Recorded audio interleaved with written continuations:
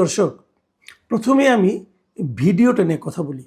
সবচেয়ে ভালো হতো যদি ভিডিওটা আপনাদেরকে দেখাতে পারতাম, কিন্তু আমি দেখাতে চাই না। এমনিতেও আমি ভিডিও দেখাই না, তারপরে আমি এই ভিডিওটা তো দেখাতে চাই না।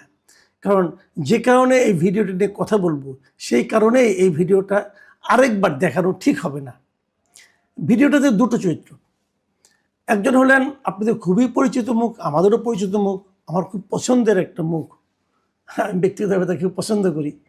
তার সরাসরি কথা বলতে পারার দক্ষতা, যোগ্যতা এবং যুক্তিগ্রাহ্য কথা বলার জন্য মিস্টার হাসনাত আবদুল্লাহ, উনি ভিডিওটা একটা চরিত্র। আরেকটা চরিত্র হলো ছোট একটা বাচ্চা। এখানে দুজনের কথোপকথন, ভিডিওটা কিন্তু খুব ছোট, বেশি বড় না, মোটেই বড় না। সেখানে হাসনাত আবদুল্লাহ বলছেন মির্জা আব্বাস ক্যাডা, এবং জবাবে শিশিরা বলছে মির্জা আব্বাস চান্দাবাজ। মির্জা আব্বাস ও বলতেছে মির্জা আব্বাস চান্দাবাজ।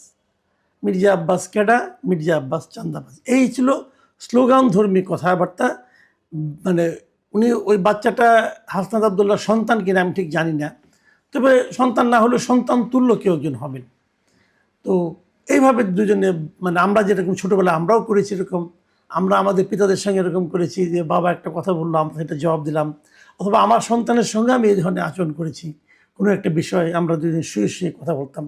এরকম একটা শুয়ে শুয়ে কথা বলার জন্য যেরকম পরিবেশ থাকা দরকার, ঠিক সেরকম পরিবেশেই তারা কথাগুলি বলছিলেন।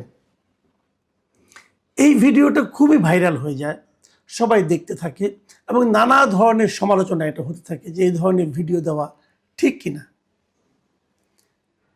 এই ভিডিওটা আমাকে গতকালকে সকালের দিকে একজন পাঠিয়েছিলেন, তো এবং আমারই একজন সিনিয়র ভাই, উনি বললেন যে দেখেন এটা কি ঠিক, এটা কি নৈতিকভাবে সে কাজটা ঠিক করলো। তো আমি কালকেই চেয়েছিলাম এটা কিছু বলবো, কালকে না বলে ভালো করেছি। কালকে বলতে কালকে আমি সন্ধ্যার দিকে বলতাম হয়তো ভালো করেছি, তারপরে কিছু ফলো আপ ঘটনা আছে, সেটাও আপনাদেরকে আমি বলবো।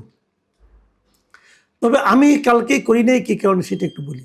সেটা হলো এই ধরনের আজকাল সোশ্যাল মিডিয়ায় নানা ধরনের কথাবার্তা কিন্তু থাকে, এবং সেই কথাবার্তার প্রেক্ষিতে নানা ধরনের ভুল বুঝাবুঝিও হয়। যেমন কিছুদিন আগে এই হাসনাত আবদুল্লাহরই দুটো আপনার পোস্ট নিয়ে আমি কথা বলেছিলাম। তো একটা পোস্ট হাসনাত আবদুল্লাহ দিয়েছিলেন, আরেকটা পরে যেটা কথা বলেছিলাম, পরে হাসনাত আবদুল্লাহ আমাকে ফোন করে বলেছিলেন যে এই কথাগুলো তো আমি বলি নাই, ওইটা আসলে আমার না, আমার নামে অন্য কেউ চালাচ্ছে। সোশ্যাল মিডিয়ায় কিন্তু এগুলিও হয়, অন্য কেউ চালায়, এমনভাবে কথা বলেছেন উনি বলেছেন। তো ওই অভিজ্ঞতার কারণেই আমিও পরে দেখলাম যে হ্যাঁ না, ওনার বক্তব্যই ঠিক। তো সেই কারণে আমি কালকে আর করিনি। কিন্তু কালকে রাত 9টার দিকে হাসনাত আবদুল্লাহ নিজেই তার ফেসবুক পেজে, তার ভেরিফাইড ফেসবুক পেজে ওই যে ভিডিওটা, ওটার একটা ব্যাখ্যা দিয়ে উনি দুঃখ প্রকাশ করেছেন। উনি বলেছেন এই কাজটা ঠিক হয়নি। আমি প্রিয় দর্শক আপনাদের জন্য ওই পুরো ব্যাখ্যাটা, ওনার পোস্টে পুরো ব্যাখ্যাটা আপনাদেরকে আমি একটু পড়ে শোনাবো। উনি লিখেছেন, সম্প্রতি সামাজিক যোগাযোগ মাধ্যমে একটি ভিডিও ছড়িয়ে পড়েছে যেখানে বিএনপির একজন সিনিয়র নেতাকে নিয়ে আমাকে আপত্তিকর মন্তব্য করতে দেখা যায়। ভিডিওটিতে একটি শিশুকেও কথা বলতে শোনা যায়, যা বিষয়টিকে আরও সংবেদনশীল করে তুলেছে। উল্লেখ্য, ভিডিওটি নির্বাচনকালীন সময়ে ধারণ করা হয়েছিল এবং এটি আমাদের একটি ক্লোজড গ্রুপে সীমাবদ্ধ ছিল। তবে গতকাল এই ভিডিওটি বিভিন্ন সামাজিক যোগাযোগ মাধ্যমে ছড়িয়ে পড়ে।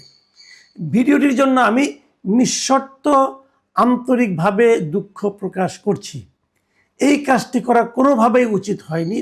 ভবিষ্যতে যেন এ ধরনের অনাকাঙ্ক্ষিত ঘটনা পুনরাবৃত্তি না ঘটে এবং রাজনৈতিক পরিমণ্ডলে পারস্পরিক শালীনতা ও সৌহার্দ্য বজায় থাকে তা নিশ্চিত করতে আমি দৃঢ় প্রতিজ্ঞ। ফ্যাসিবাদ উত্তর রাজনীতিতে ব্যক্তিগত আক্রমণ, ঘৃণা বা বিদ্বেষ ছড়িয়ে রাজনৈতিক সৌহার্দ্য ও পারস্পরিক শ্রদ্ধাবোধ নষ্ট করার সংস্কৃতিকে আমরা কোনোভাবেই সমর্থন করি না।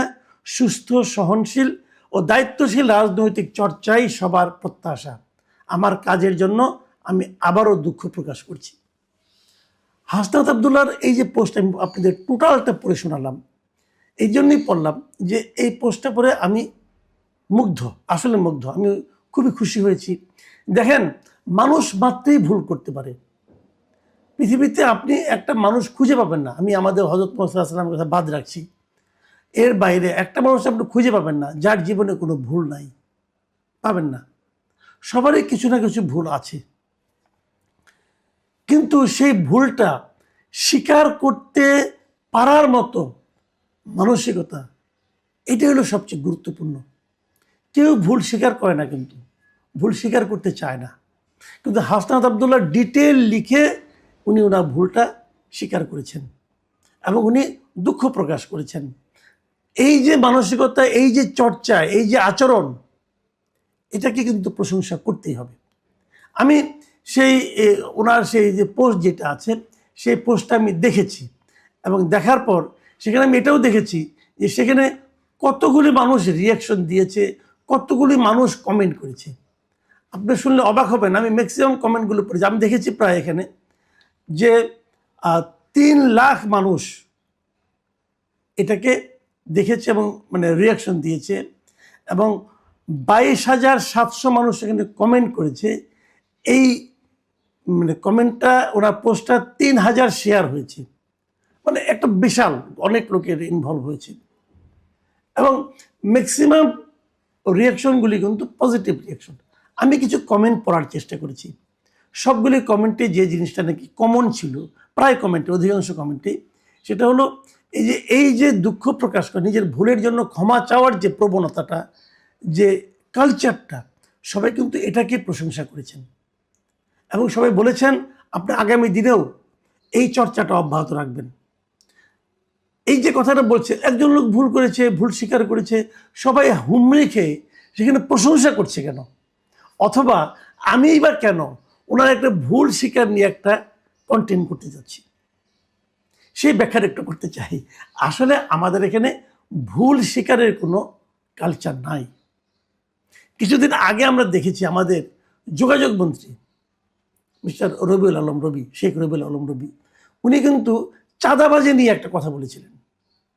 উনি বলেছিলেন এটা চাঁদা এবং চাঁদা নেওয়া এবং চাঁদাবাজি নাকি এক না, আপোষে নিলে সেটা চাঁদাবাজি নয়, এরকম নানা রকম কাহিনী। এটা উনি ব্যাখ্যা দিতে, পরের দিন আবার উনি এমনভাবে কথাটা বলেছেন যে ওনাকে আবার পরের দিন ব্যাখ্যা দিতে হয়েছে, এবং সেই ব্যাখ্যা কি সবার কাছে গ্রহণযোগ্য হয়েছে? আমার কাছে হয় নাই, অন্যদের কাছে কি হবে?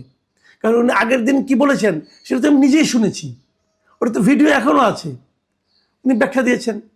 এবং তারপরে উনি আবার দেখলাম গতকালকে আবার সেই একই কথা রিপিট করছেন। উনি আবারও বলছেন যে চাঁদাবাজির পক্ষে ওনার বক্তব্য উনি দিচ্ছেন, চাঁদার পক্ষে দিচ্ছেন বক্তব্য। এখন এই যে জিনিসটা, উনি কিন্তু ওনার এই ভুলটাকেই সত্য প্রমাণ করার জন্য উঠে পড়ে লেগেছেন। আমরা এরকম আগেও দেখেছি, অনেক পলিটিক্যাল লিডার একটা কথা বলে ফেলেন, পরে বলেন কি আমার কথার ভুল ব্যাখ্যা করা হয়েছে। আর আমি ব্যাখ্যা করার কি আছে, ভিডিও চালাইছে, আপনি কি বলেছেন সেটা ভিডিও আমরা দেখেছি, তো ভিডিওতে আমরা ব্যাখ্যা কি করলাম? ওর তো ব্যাখ্যা করার কোনো সুযোগ নাই। এরকম অনেক উদাহরণ আপনি পাবেন। এর মধ্যে আমরা অন্তর্বর্তীকালীন সরকারের সময় দেখেছি, তারপরে দেখেছি, তার আগে দেখেছি, পলিটিক্যাল লিডাররা ভুল স্বীকার করেন না। ভুল মানুষের হতে পারে এবং ভুল স্বীকার করাটাই মানবিক। যদি কেউ ভুল স্বীকার না করে তাহলে সে নিজেকে আর মানুষ মনে করে না, নিজেকে মহামানব বা আনব মনে করে, অথবা ফেরেশতা মনে করে। ভাই, মহামানব অথবা ফেরেশতা সাজার চেষ্টা করেন না, মানুষ থাকেন। মানুষ থাকলে মানুষ আপনাকে আপনার কাছের লোক মনে করবে, এটুকু হাসনাত আবদুল্লাহর প্রশংসা। এখন আরেকটা পয়েন্ট একটু কথা বলি। এই যে দৃশ্যটা আমি দেখেছি, ওই বাচ্চাটার হাতে কিন্তু একটা খেলনা পিস্তল ছিল, পিস্তলের মতো ছিল, ওটা খেলনা কিনা যায় না, খেলনাই হবে, একটা খেলনা পিস্তল ছিল। এবং খেলনা পিস্তল হাতে উনি যখন বলতেছেন হাসনাত আবদুল্লাহর কথার প্রেক্ষিতে, তখন কি এই বাচ্চাটাকে কিন্তু এক ধরনের, আমার কাছে মনে হয়েছে, এক ধরনের অ্যারোগেন্সি শেখানো হচ্ছে। আমাদের বাচ্চাকে কিন্তু আমরা এইভাবে মানুষ করব না।